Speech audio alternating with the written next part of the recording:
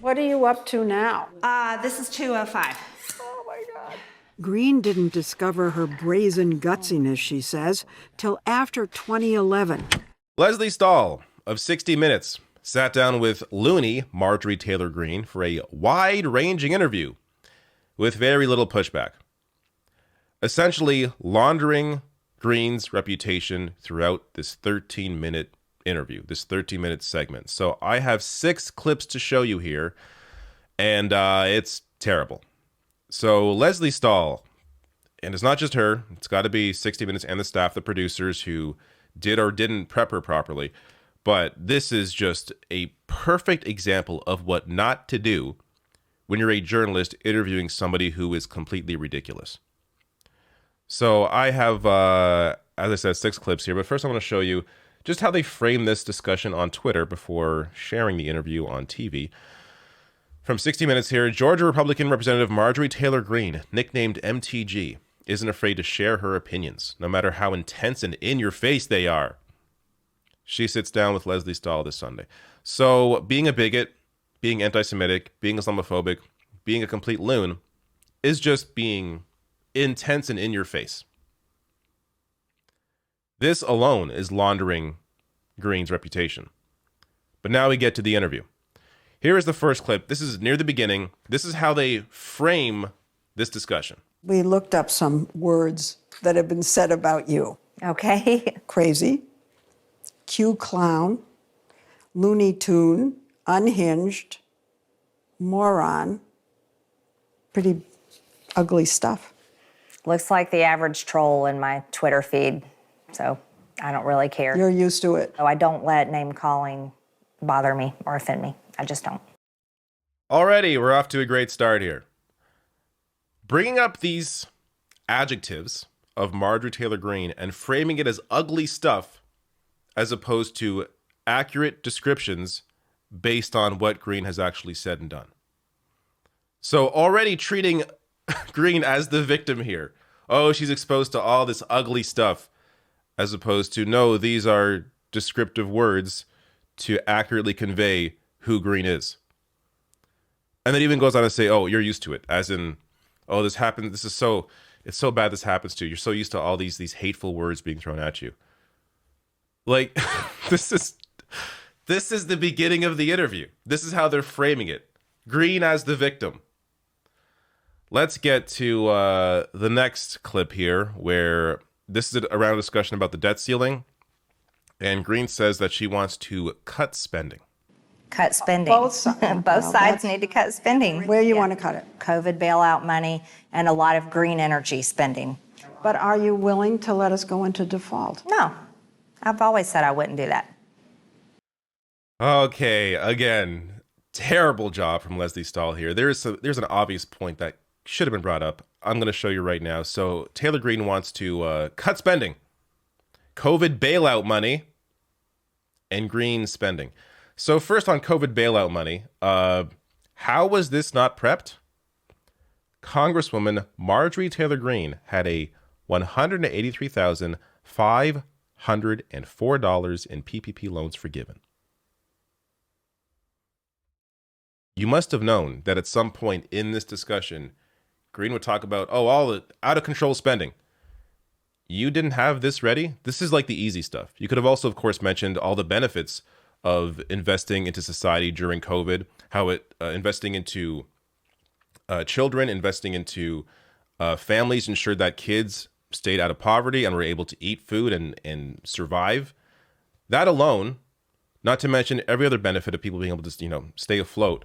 But if you're going to be complaining about COVID bailout money and you yourself were bailed out and Lesley Stahl from 60 Minutes doesn't have this ready, come on. This is like the low-hanging fruit. This is the easy stuff. And on green energy, do I have to mention? Signed to deliver final warning. This is a recent piece from The Guardian. Final warning on climate crisis, act now or it's too late. So a recent IPCC report says only swift and drastic action can avert irrevocable damage to the world. Not to mention, you could have countered her point by saying, well, Biden is actually investing into new fossil fuel infrastructure, with the Sunrise Movement coming out, of course, against this. Biden approving the Willow Project. So, and I did a whole video on this already. How, like, there are so many ways to combat what she is saying here. And I understand, like, in the moment, it's hard to recall this stuff immediately, but that's why you have a staff. That's why there's producers. That's why you should be prepped ahead of time, ready with some basic stuff.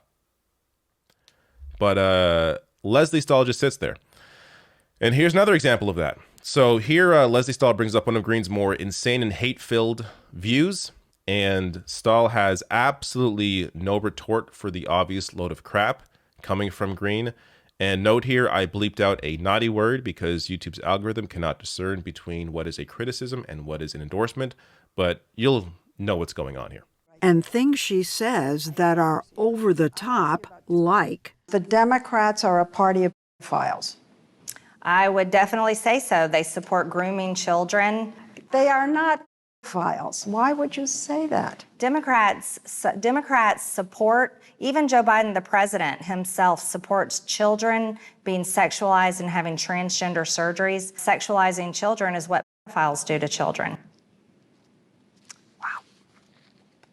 Okay. Wow, okay, is my response to Lesley Stahl's non-response here. There are maybe 1,000 different ways that she could have responded to this that would have been a lot better than whatever the hell this was. So this, again, an obvious topic that you must have known at some point Greene would bring up. They were very focused on being anti-trans. You didn't have some basic stuff ready for this? Leave gender-affirming care to medical experts, not politicians. This is from the American Psychological Association. All major medical associations are saying the same thing. This is up to medical experts, not up to politicians to decide. So more on this. This is from GLAAD. They actually have a great breakdown here. Again, I linked to all my sources below the video. If you want a really good resource, this is a good one here. So look for the GLAAD link.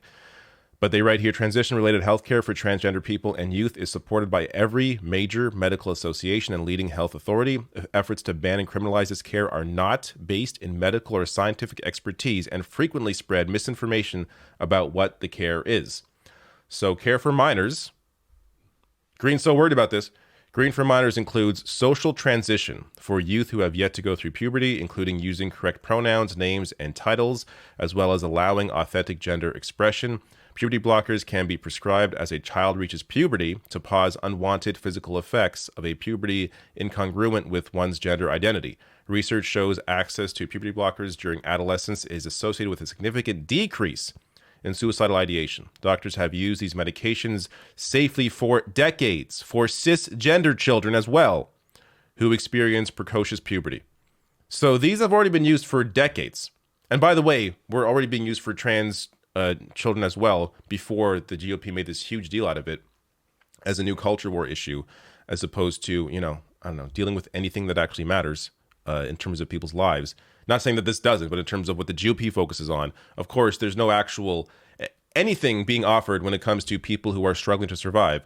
So they focus on culture war issues as a way to distract you from the fact that they are simply in government to represent massive corporations and the wealthy. This is a human rights issue. Again, it's important to reject the right-wing framing that this is the culture wars. No, this is not the culture wars. This is a human rights issue. So we are on the side of the human rights. Lesley Stahl, who knows what she thinks? No response at all, any of this. No data, no facts, nothing. Brought up nothing. Just terrible job. And this is, by the way, this is also why this is a good link. Checklist for the media. Lesley Stahl should have looked into this. So seek expertise over opinion, seek quotes and background from transgender people, and on and on and on. They have a lot of recommendations here for the media that are discussing this issue. Lesley Stahl, look into it. Now, actually, there's a few more. Just quickly here, over 100 bills attacking transgender people have been introduced in state legislatures since 2020. Another point that could have been brought up, how they are politicizing an issue of human rights. The ACLU is tracking 435 anti-LGBTQ bills in the U.S., and let's get to, so look, any of this could have been brought up, push back on any of this. You knew Taylor Greene would bring up this issue and you were not prepared. Let's get to the next clip here where this is amazing. Here is Taylor Greene working out. What are you up to now? This is 205. Oh my God. Greene didn't discover her brazen gutsiness, she says, till after 2011, when she got hooked on CrossFit workouts. She got into the extreme exercising with a passion, ending up in competitions, gaining self-confidence. She opened her own gym with a business partner. What the hell's going on, guys? This is like, I don't know, doing a whole feature on George W. Bush and his art in the middle of the Iraq War. Like, all this does is humanize Greene, somebody who is in a position of power and using that platform and that power to make people's lives worse. And you find time to do a couple minutes on her workouts and CrossFit. It is unbelievable how terrible this is. This is again, a great example of how the media traditionally has been taught to do journalism. It's very important to get both sides as opposed to what is objective reality. Neutrality is trash. Throw neutrality out the window. What is the objective facts? What is best for society as a whole, based on what experts are saying? That is what matters, and everything that you cover, everything that you do as a journalist should reflect that. This is just a puff piece. It is so bad, and I got one more clip here, I think. I wonder if anyone at that network or anyone on that show, on this team, Lesley Stahl herself, if any of them are going to open themselves up and realize how trash this entire segment is. Last clip here. This is how... Oh, no, sorry. I have two more clips. Jesus. There's more of this. Okay. But these next two are quick. So this next one is the only clear pushback I was really able to find in this entire interview. And even then, Lesley Stahl drops the ball here.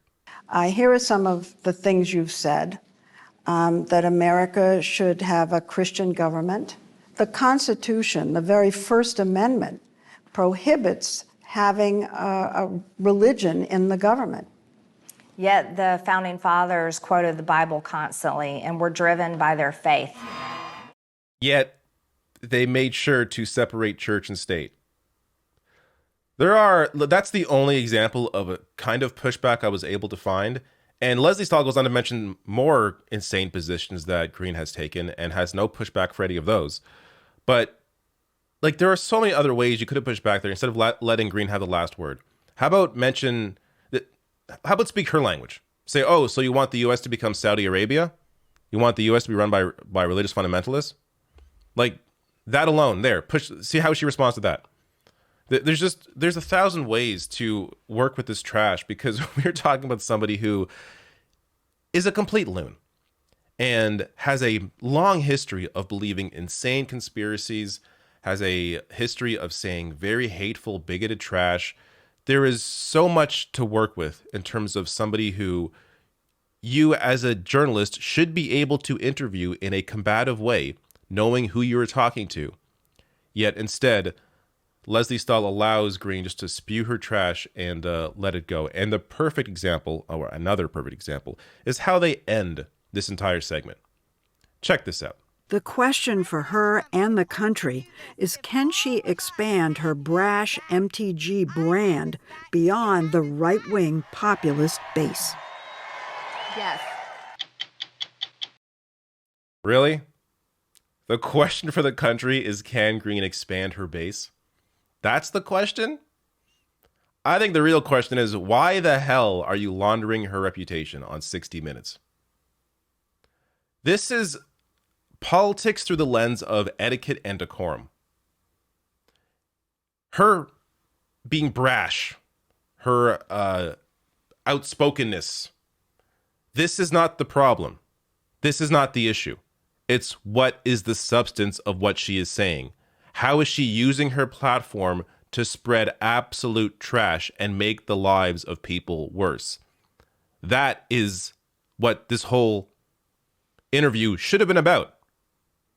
But instead it's about, oh, can she expand her base if she just tones down her rhetoric a little bit, just now that she's so popular on the right? Does she have an ability to reach out to others on the other side of the political spectrum if it becomes a little more digestible for the masses? No. The issue is what she is saying, what she has said, her history. That's the problem. I don't know what else to say here. This was absolutely terrible. The producers, Lesley Stahl, everybody at 60 Minutes should be embarrassed.